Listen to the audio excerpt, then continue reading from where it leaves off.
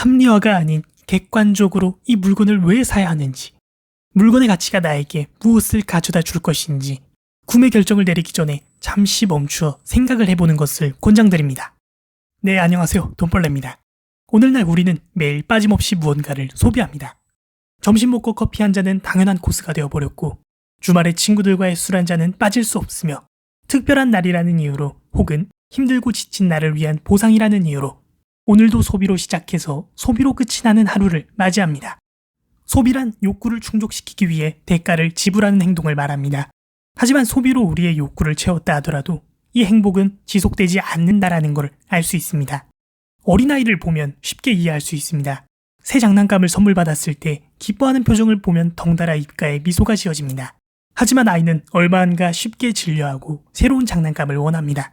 사실 뭐만 컸지 우리 또한 어린아이와 다를 바가 없습니다. 제 경험으로 예를 들자면 밤늦게 야식으로 시킨 치킨은 저에게 1시간짜리 행복을 가져다 주었고, 또 4년 동안 썼던 스마트폰을 바꿨을 때는 일주일 동안 저에게 행복을 가져다 줬었습니다.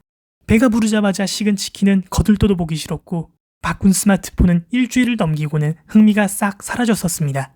즉, 소비가 가져다주는 행복은 욕구를 채운 시점부터 급속도로 혹은 천천히 소멸한다라는 겁니다. 그리고 또 다른 욕구를 불러일으킵니다. 우리는 늘 새로운 자극을 원하니까요. 각 개인의 가치관에 따라 욕구는 저마다 다르고 우선순위 또한 다를 겁니다. 제가 뭐라고 타인의 가치를 판단하겠냐마는 확실한 건 충분히 그리고 신중히 고민해 볼 필요가 있다라는 겁니다. 지금 나에게 꼭 필요한 물건인지 잠깐 반짝이지 않고 얼마나 지속될 수 있을지를 여러 번 생각해 봐야 합니다. 불현듯 무언가가 필요하다고 느낄 때 정말 필요로 의해서 느끼는 감정인지 외부의 영향으로 만들어진 감정인지를 재고해 봐야 한다라는 겁니다. 편리한 결제 시스템과 빠른 배송 덕분에 소비는 더욱더 쉬워졌습니다. 문제는 고민을 하기도 전에 소비라는 감정에 이끌려 결제 버튼을 누르는 실수를 저지른다라는 겁니다. 쉽게 말해 즉흥적으로 물건을 사는 행위로 애초에 살 생각이 없었음에도 불구하고 상품의 디자인이 이쁘다거나 가성비가 좋아 보인다거나 그냥 보자마자 이건 사야 한다 등의 이유로 소비하는 것을 충동구매라고 부릅니다. 충동구매처럼 소비는 감정의 비중을 크게 차지합니다. 에이드리언 퍼넴 교수는 소비를 불러일으키는 순간을 불안할 때, 우울할 때, 그리고 화가 났을 때로 정의했습니다. 불안할 때는 불안함을 해소하기 위해, 우울할 때나 화가 났을 때는 소비를 통해 자기 존재를 인정받기 위해 소비를 한다는 것입니다. 따라서 자신의 현재 감정 상태를 인지하고 감정 상태가 좋지 않을 때 소비의 이끌림을 각별히 주의해야 합니다. 이 외에도 소비를 부추기는 감정들로는 소속감과 허영심, 자존감 등 셀 수 없이 많습니다. 이런 것들의 가장 대표적인 사례가 하나 떠오르더라고요. 학창시절 유행했던 노스페이스 패딩 기억나십니까?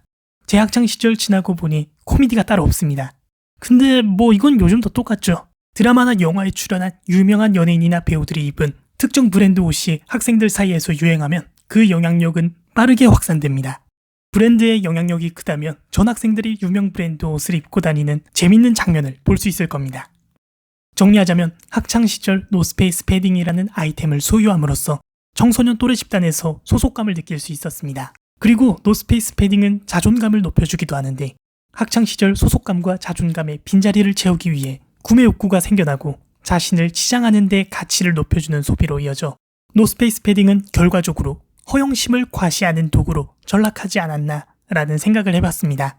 나이대별로 선호하는 브랜드나 관심사만 다를 뿐이지 이런 모습은 청소년 또래 집단뿐만 아니라 사회 다방면에서도 감정을 다스리지 못하는 소비 행위를 쉽게 볼 수 있습니다.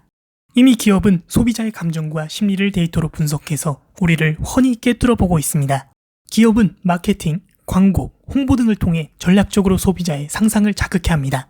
광고나 SNS 같은 매체를 통해 상품을 접하게 되고 무의식적으로 우리의 관심을 유도합니다. 사실 여기서부터 끝났습니다. 우리는 이미 상품에 매료되었기 때문이죠. 계속 생각납니다. 그리고 오늘도 결제 버튼을 누릅니다. 합리화가 아닌 객관적으로 이 물건을 왜 사야 하는지, 물건의 가치가 나에게 무엇을 가져다 줄 것인지 구매 결정을 내리기 전에 잠시 멈추어 생각을 해보는 것을 권장드립니다. 진정 소비를 통해 내가 추구하는 삶이 무엇인지, 진정 내가 쥐고자 하는 것은 또 무엇인지를 알고 한정된 금액 안에서 어떻게 소비를 할지 고민해 봐야 한다는 겁니다. 소비는 소모성 행복에 가깝다라는 것을 알고 스스로가 불편함으로써 돈을 절약할 수 있음을 알아야 합니다.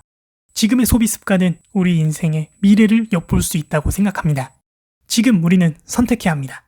부를 열망한다면, 부를 손에 쥐고자 한다면 더욱 독해져야 합니다. 지금까지 돈벌레였습니다. 영상 끝까지 봐주셔서 감사합니다.